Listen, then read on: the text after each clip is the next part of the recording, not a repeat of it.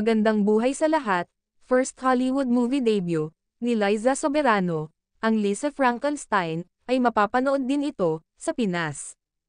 Isa siya sa main cast, ng nasabing movie. Siya si Taffy, at kapatid niya dito, si Lisa.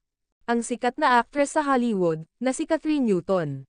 Si Catherine Newton, ay kapareha niya dito, si Cole Sprouse. Na dinirek, ni Zelda Williams. Lisa Frankenstein, international release dates. Philippines, February 7. Hungary, February 8. Finland, February 9. Croatia, February 22. Germany, February 22. United Kingdom, and Ireland, March 1, 2024.